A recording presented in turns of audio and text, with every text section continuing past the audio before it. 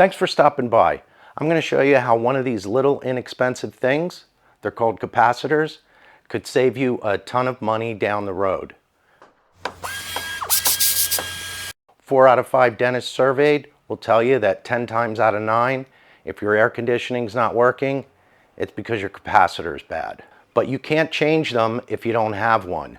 So what you need to do is find out what size and what type your air conditioner has before you have a problem, so that way you have a spare on hand. They're so inexpensive, they take up so little space. Everybody should always have one of these on hand. If you have 3 terminals on your capacitor, or 3 sets of terminals, this one has a bunch on each terminal, but if you have 3, that's called a start-run capacitor. So this controls both the compressor and the fan on your air conditioner. If you have one that just has 2, that's going to be just a run capacitor. These are usually only for the fan if they're small and oval like this. The ones for the compressor are usually a little bit bigger. I also like to keep one of these on hand. This is called a super boost or a torque boost. And what this does is just gives your motor just a little extra kick to get going. And if your air conditioning is getting old, sometimes putting one of these in addition to your capacitor will help your compressor kick on and maybe get you an extra year or 2 out of your system. Let's get to it. Before you open up your air conditioner or your heat pump, you need to cut off the power. You should have a disconnect right by it.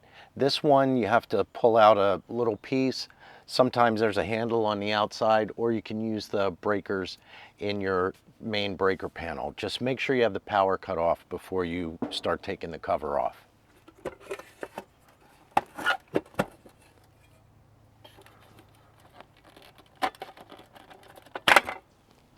And that's how I cut off the power to mine. Just pull this out.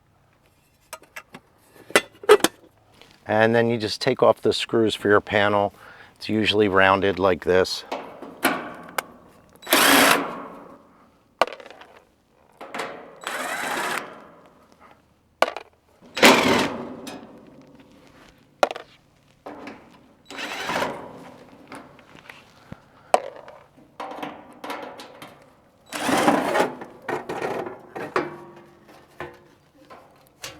When you take the cover off, you're going to see a mess of wires, all different colors. It's going to look like Fruit Loop spaghetti. Don't worry about it. They all look like this. There's wires all over the place. Since you have the power off, you don't have to worry about touching most of these wires, but these smaller wires here still have voltage coming from the thermostat or the air handler in the basement or wherever it is. Just be careful. It's not going to hurt you, but you could blow the fuse for the thermostat if you start messing around with these wires. Okay, so you have your power off and your cover off. Next thing you want to do is take your cell phone and take a picture, so that way you don't have to post on the internet, oh geez, I disconnected these wires, I don't know where they go. Then before you start poking around in there, take a screwdriver and cross the terminals of the capacitor, all of them to each other. So what this is going to do is discharge the capacitor and make sure it's not holding any power, because you can get shocked by these. Once you discharge the capacitor, you can just take it off.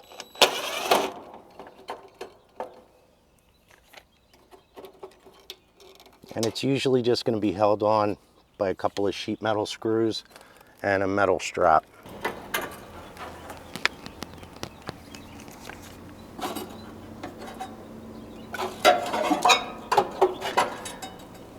I'm not sure if this is going to show up on the camera or not, but since this one here has 3 terminals, this is a start and run capacitor.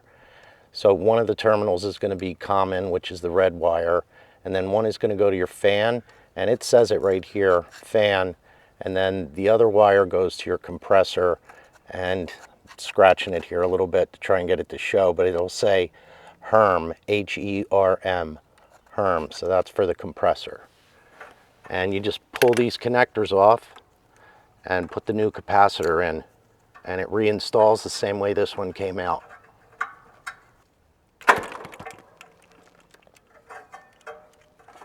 And this is what the pliers are for. You may have to wiggle these a little bit and use pliers to pull them off. And it's that simple to take one of these off. You install the new capacitor in the exact opposite order if you took the other one out. Make your connections, remembering which wire went to fan, which one went to Herm, and which one was common. And just strap it in there. And if the new capacitor you have is a slightly different size, don't worry about it. Just use some zip ties or wire ties, or move that clamp bracket off to the side a little bit more to hold the capacitor in place. Doesn't have to be any certain orientation, you just don't want it rattling around in there.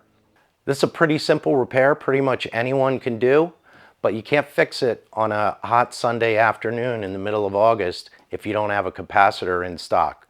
So make sure you find out now what kind of capacitors your system needs and order one up, or maybe you can get one at the local Ace Hardware. I know around me the big box stores don't stock these things.